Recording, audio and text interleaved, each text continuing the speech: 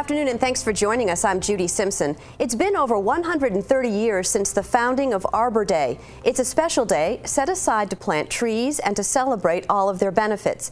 In Vermont, we celebrate Arbor Day today, the first Friday in May. And at the forefront of Arbor Day activities and resources for communities, schools, and students is Vermont's Urban and Community Forestry Program.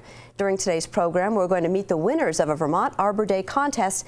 And to get things started, I'm joined by Danielle Fitzko. Danielle is the director of the Urban and Community Forestry Program with the Vermont Department of Forests, Parks, and Recreation. Thanks so much for being with us today. Great, thank you for having me. Now, there's a special emphasis to this year's Arbor Day in Vermont. Yes, this year we're celebrating 100 years of the Municipal Forest Act. So in 1915, it was the enabling legislation for municipalities to create town forests. And so this year, for that celebration, we thought it would be great to highlight the value of town forests. Partners came together last year and recognized this was an opportunity to raise awareness about the values and benefits of town forests and to start to think about what the next 100 years looks like.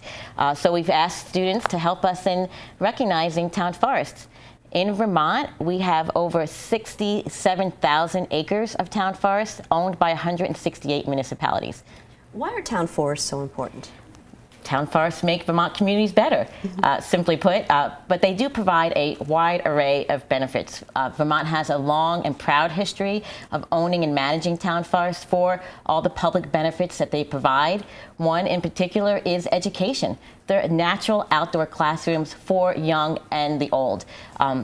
In Vermont, 68% of the land, forest land, is privately owned, so they become models for sustainable forestry management. So municipalities can lead by example and show their citizens how to care for their forests.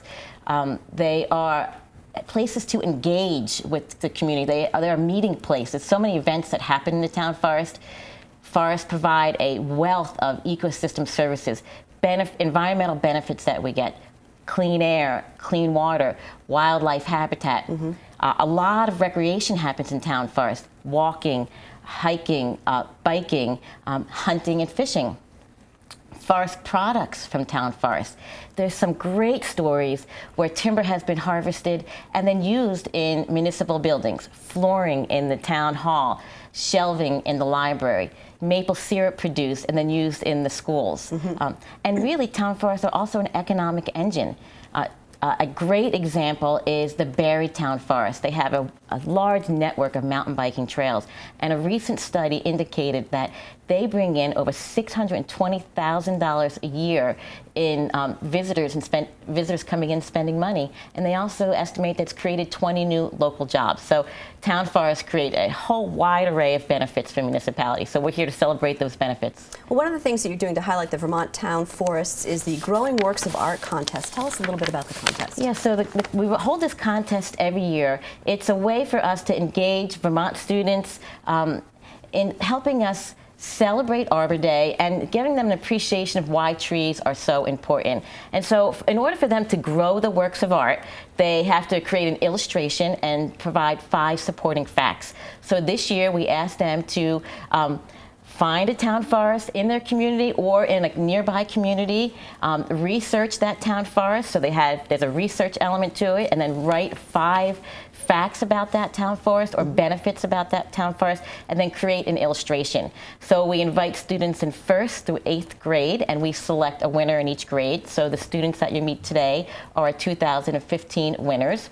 And then what we do with those winning entries is we create a set of tree trading cards. So the set of 8 cards that we then distribute to schools across the state. Well, that's fantastic. As you mentioned, thousands of students across the state in grades 1 through 8 took part in the contest. And with us this afternoon are the winners of the contest by grade level. So our first grade winner is Aggie Hopkins. Aggie is a homeschooled student from Brandon. Hi, Aggie. On the front of Aggie's card is her artwork, and you can see her beautiful trees and some delicious-looking fruit. She's even included a little rabbit there you can see in the corner.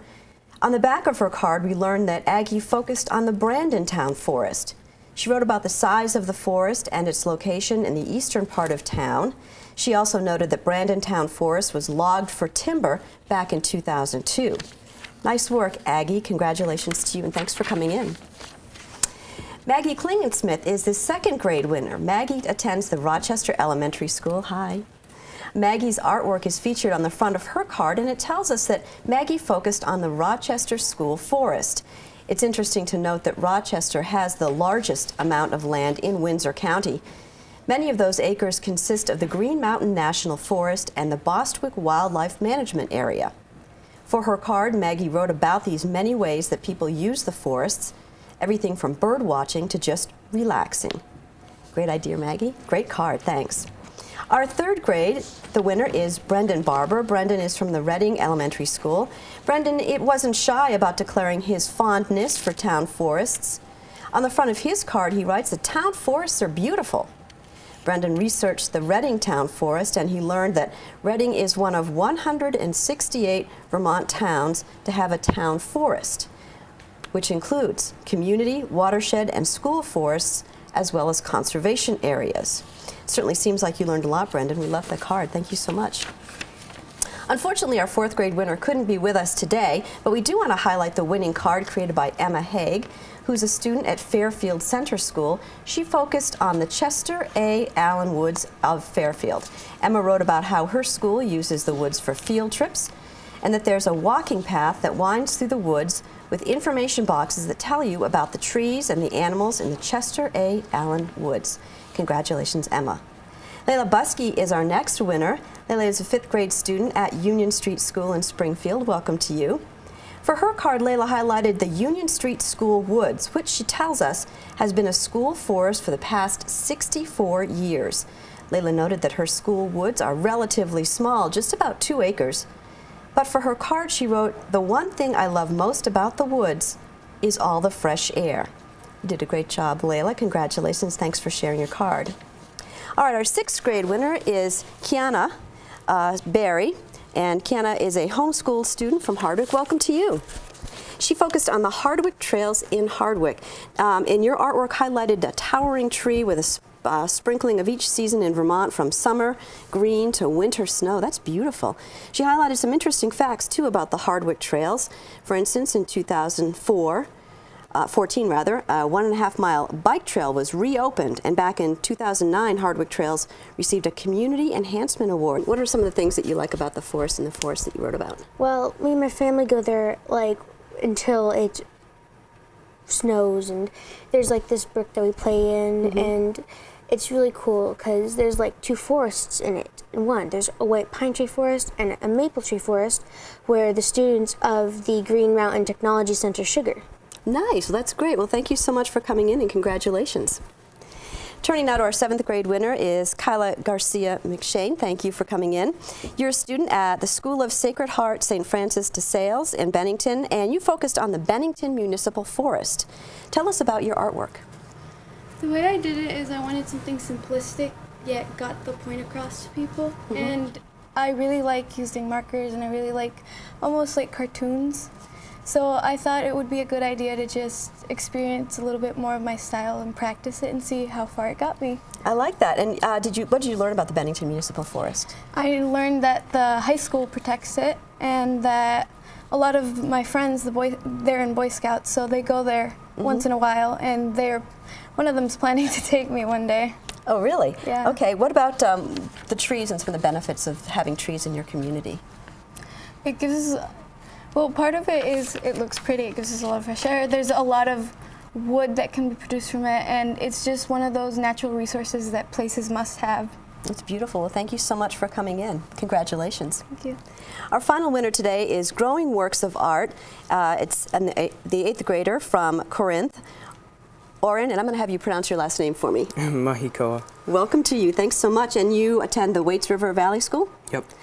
So what forest did you focus on? The FX Shea Forest. And what your artwork involves some symbolism, a tree growing into hands, I guess? Yep. And so tell me a little bit about that. Well, one night I was just sketching in bed, drawing trees, and then it just kind of turned into hands. And so from your card, I learned that the FX Shea Forest was acquired just a few years ago in 2011. And what else did you learn about the history of that forest? It was donated or given to Corinth by a woman who donated it for her husband who passed away. And what did you find out about some of the uses of the shade forest? It was used for trails, bird watching. And you mentioned some events that happen in the forest. Can you give me some examples? The hunter's moonwalk. What's that? Where you walk around in the forest and just enjoy it. And did you have a favorite memory of the forest or place? Not necessarily. Well, we want to thank you so much. And thanks for coming in. It was great to see your artwork. I thought Thank that you. was really very creative. And so let's go back to Danielle Fitzko, who's the director of Vermont's Urban and Community Forest Program. We began the program talking about the 100th anniversary of Vermont's Municipal Forest Act. What other activities or events are planned for this year? So we kicked it off with the Growing Works of Art contest. And then we'll also be kicking off, now that we've kind of concluded the Growing Works of Art contest right around Arbor Day, we are about to announce another contest partnering with the Young Writers Project, and they will have a theme around town forest, so that's another youth engagement that we're going to be doing. Earlier this week, we celebrated with our state leadership at the State House, and we had two legislators, Virginia Ginny Lyons, Senator Ginny Lyons, and Representative Rebecca Ellis, who created a resolution that was read and accepted in the State House. And they really said three things that I think I just would like to share with you, because I think they really tell why town forests are really important.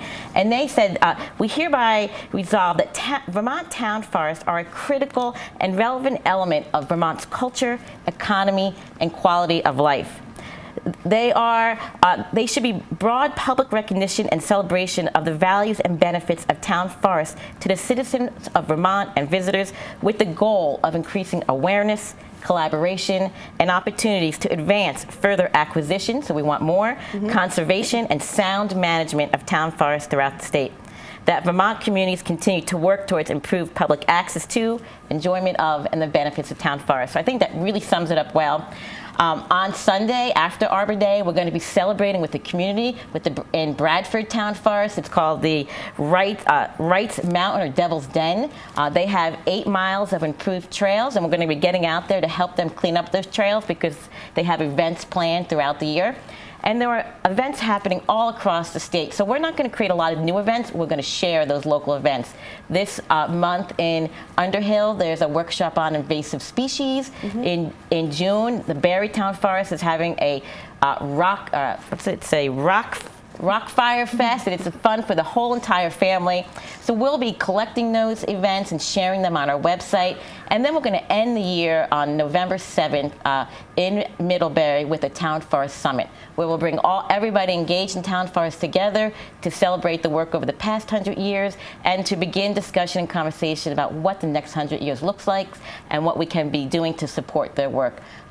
So it's a fun-filled year, and hopefully I encourage you to get out and enjoy a town forest and recognize all the benefits that they provide all of us in the state.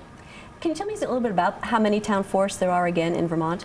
There are, parcel-wise, there's over 350 parcels that are considered town forests, which range from watershed forest to school forest, over 67,000 acres and within 168 municipalities. So there's an opportunity maybe for every municipality in the state to own a town forest. We have several partners in the state that assist municipalities in acquiring town forests. And through Forest Parks and Recreation, we support how to manage a town forest in a sustainable way. And so what would you say to a town that maybe doesn't have a town forest but might be interested in starting to pursue that idea? I begin to share with your town why it's so important that they have a town forest, to get those key messages down, and to begin to talk to local partners, local land trusts, state land trusts, that to begin to help them find that parcel and begin to secure the resources to acquire that. But you need to build the momentum and the awareness about why they're so important. And so it doesn't necessarily have to be acres and acres either. It can be any size, but it's a place that municipality owns, and they own it for the public benefit that it provides. So from 1 acre to several thousand acres. All right, well, I want to thank you, and thanks to all of you to come in today to celebrate Arbor Day. Thanks so much. Thank you very much. That's our program for today. I'm Judy Simpson. We'll see you again next time on Across the Fence.